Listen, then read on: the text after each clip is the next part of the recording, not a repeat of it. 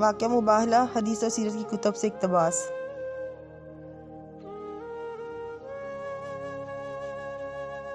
حدیث کی مستند کتابوں میں یہ واقعہ مذکور ہے، چند ایک سے اقتباسات درج ذیل ہیں۔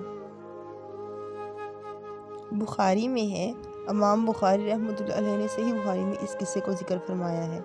جب اس آیت مباہلہ کا نزول ہوا تو نبی پاک صلی اللہ علیہ وسلم نے نجران کے نصارہ کو مباہلہ کی دعوت دی کہ اگر تم یہ کہتے ہو کہ عیسیٰ علیہ السلام اللہ کے بیٹے ہیں یا تم عقیدہ تثلیث پر یقین رکھتے ہو تو آؤ ہم سے مباہلہ کرو۔ لیکن جب یہ آیت انہیں سنائی گئی تو وہ کہنے لگے کہ ہمیں کچھ سوچنے کا موقع اور مشورے کی مہلت دی جائے۔ جب ان کی مجلس سے مشاورت قائم ہوئی تو ایک بوڑھے عقل مند نے کہا کہ اے گروہ نصارہ، تمہیں معلوم ہے کہ اب اللہ نے بنی اسماعیل میں سے ایک نبی بھیجنے کا وعدہ کیا ہے، ممکن ہے یہ وہی نبی ہو۔ جو باتیں اس نے کہی ہیں وہ صاف اور فیصلہ کن ہے۔ اگر یہ فی الواقع نبی ہوا اور تم لوگوں نے مباہلہ کیا تو تمہیں کیا تمہاری نسلوں کی بھی خیر نہیں ہوگی؟ بہتر یہ ہے کہ ہم ان سے صلح کر لیں، اپنے وطن کو لوٹ جائیں۔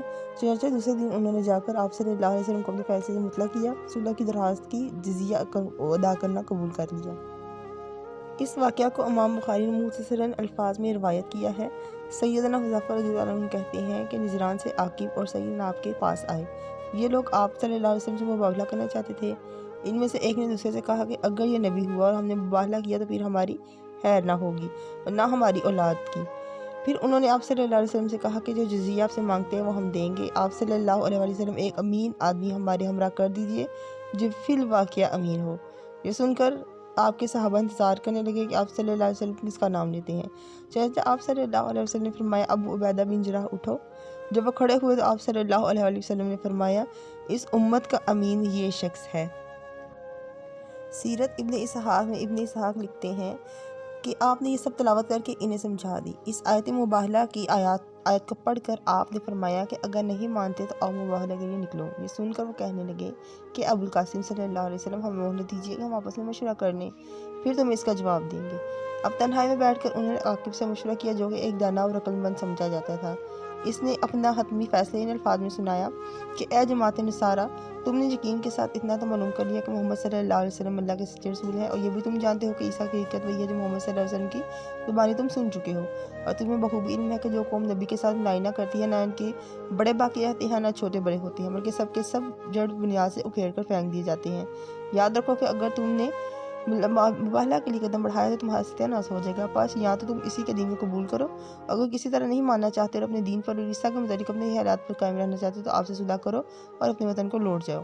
اب یہ لوگ صلح کے لیے دربار نبی بھی حاضر ہو کہنے لگے کہ اے ابو القاسم، ہم آپ سے ملائنہ نہیں کرنا چاہتے، آپ اپنے دین پر رہیں، ہم اپنے حالات پر رہیں گے کہ ہمارے ساتھ اپنے صحابیوں میں سے کسی ایسے شخص کو بھیجے جو آپ خوش ہو کہ ہمارے جھگڑوں میں ہمیں فیصلہ دیں گے، اور آپ لوگ ہماری نظر میں بہت ہی پسندیدہ ہیں۔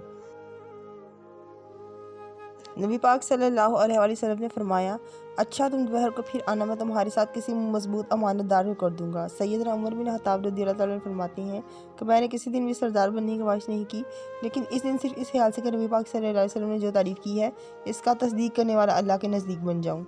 اسی لیے میں اس روز سویرے ظہر کی نماز کے لیے چل پڑا۔ نبی پاک صلی اللہ علیہ وسلم نے تشریف لائے، نماز ظہر پڑھائی، پھر دائیں بائیں نظریں دوڑانے لگے۔ میں بار بار اپنی اونچی جگہ ہوتا تاکہ آپ کی نگاہیں مجھ پر پڑیں۔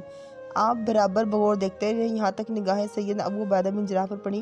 انہیں طلب فرمایا کہا کہ اس کو ساتھ لے جاؤ، ان کے اختلافات کا فیصلہ حق سے کر دو۔ چنانچہ سیدنا ابو عبیدہ ان کے ساتھ تشریف لے گئے۔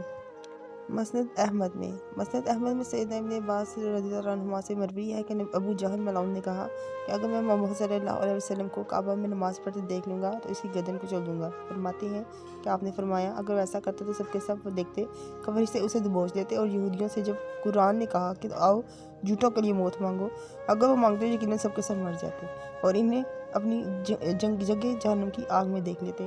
اور جن نصرانیوں کو مباہلے کی دعوت دی گئی تھی اگر وہ نبی کریم صلی اللہ علیہ وسلم کے مقابلے میں مباہلے کے لیے نکلتے تو لوٹ کر اپنے مالوں کو اپنے بچوں کو نہ پاتے۔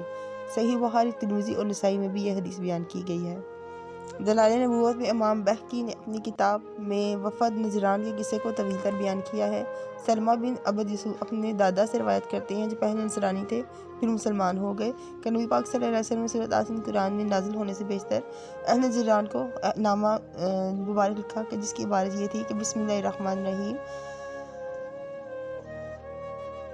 اس حد کو میں شروع کرتا ہوں سیدنا ابراہیم علیہ السلام، سیدنا اسحاق علیہ السلام، سیدنا یعقوب علیہ السلام کے اللہ تعالیٰ کے نام سے۔ یہ ہاتھ محمد صلی اللہ علیہ وسلم کی طرف سے جو اللہ رب العزت کے نبی اور رسول ہے، نجران کے سردار کی طرف۔ میں اللہ تعالیٰ کے سامنے تمہاری حمد و ثنا بیان کرتا ہوں جو سیدنا ابراہیم، اسحاق، یعقوب کا موعود ہے۔ میں تمہیں دعوت دیتا ہوں کہ بندوں کی عبادت کو چھوڑ کر اللہ کی عبادت کی طرف اور بندوں کی ولایت کو چھوڑ کر اللہ کی ولایت کی طرف۔ اگر تم اسے نہ مانو تو جزیہ دو اور ماتحتی اختیار کرو، اگر اس سے بھی انکار کرو تو تمہاری لڑائی کا اعلان ہے۔